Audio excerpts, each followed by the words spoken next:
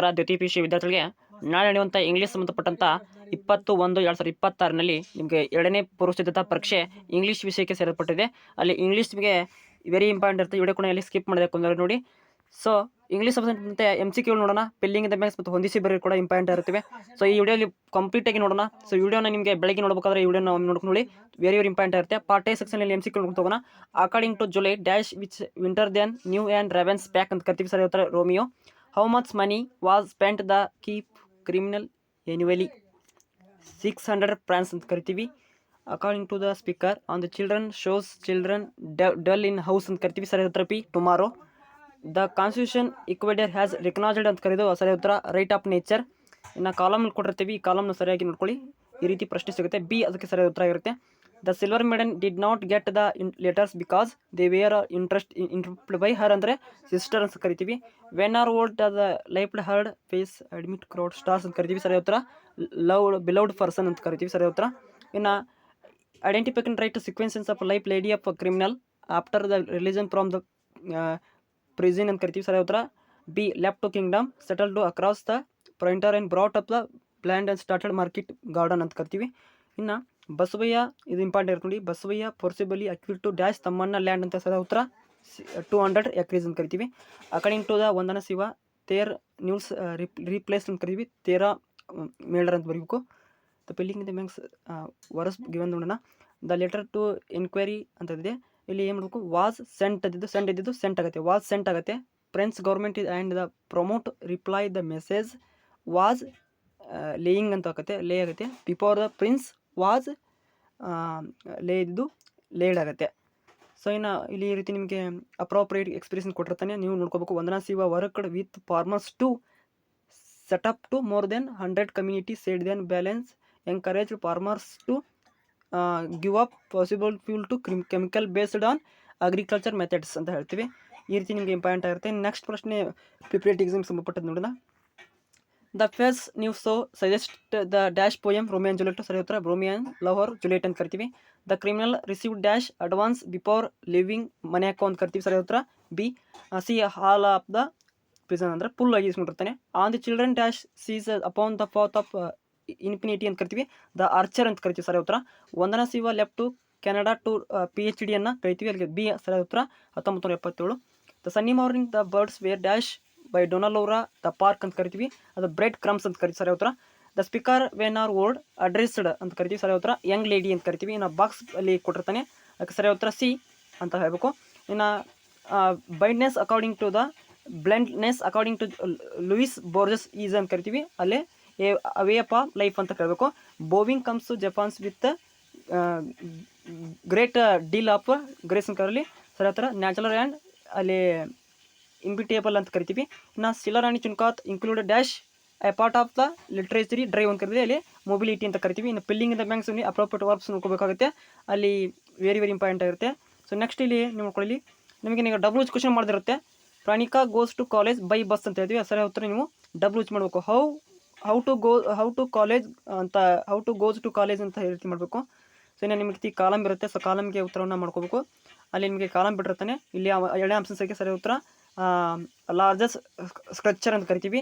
ಹಾಗೆ ಇಲ್ಲಿ ಈ ರೀತಿ ನಿಮಗೆ ಬರುತ್ತೆ. ಸೊ ಓಕೆ, ಇಲ್ಲಿ ನಿಮಗೆ ರಿಪೋರ್ಟಿಂಗ್ ಫಾಲೋಯಿಂಗ್ ಇರುತ್ತೆ, ಹಾಗೆ ಡೈಲಾಗ್ ರೈಟಿಂಗ್ ಇರುತ್ತೆ, ಹಾಗೆ ಲೆಟರ್ ರೈಟಿಂಗ್ ಇರುತ್ತೆ. ಸೊ ನೆಕ್ಸ್ಟ್ ಇಲ್ಲಿ ಬೇರೆ ಪ್ರಶ್ನೆ ನೋಡೋಣ. ಇಲ್ಲಿ ಪ್ಯಾಸೇಜ್ ಕೊಟ್ಟಿರ್ತಾನೆ 10 ಮಾರ್ಕ್ಸ್ನಲ್ಲಿ. ಲಾಸ್ಟ್ ಬಂದ್ಬಿಟ್ಟು ಆ್ಯಡ್ ಟು ಪ್ರೆಫಿಕ್ಸ್ ವರ್ಡ್ ಅಂತ ಕೊಟ್ಟಿರ್ತಾನೆ.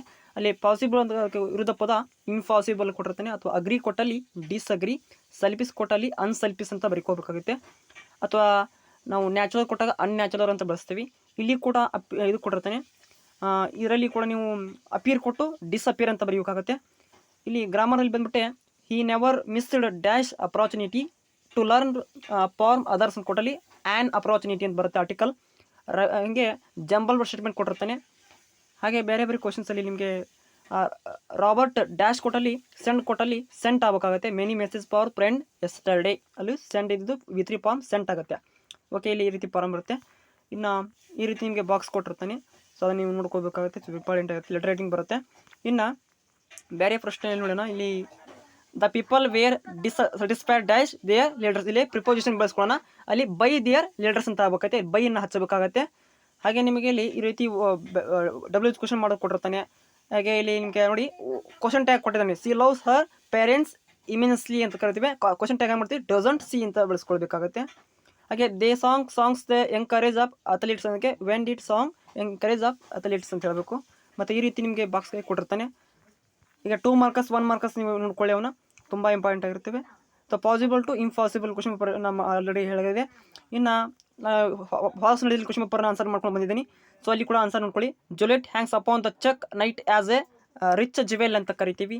ಇನ್ನು ಎರಡನೇ ಪ್ರಶ್ನೆ, in the poem on the children the poet says that parents may be house bodies they are children but not their. Children ಏನಿರುತ್ತೆ, ಶೋಲ್ಸ್ ಆಗಿರ್ತಾರೆ. ಆಗ ಆಪ್ಷನ್ ಸಿ ಆನ್ಸರ್ ಕರೆಕ್ಟ್ ಆಗಿರುತ್ತೆ. In the sunny morning the name villa were of swiller maiden stayed as a card ಅದಕ್ಕೆ ಮರಸಿಯಾ b ಅಂತ answer ಇರುತ್ತೆ. In the poem when are old I will fail to had face ಅನ್ನೋದಕ್ಕೆ card and stars ಅಂತ ಆಗಿರುತ್ತೆ. Options b correct answer ಆಗಿರುತ್ತೆ.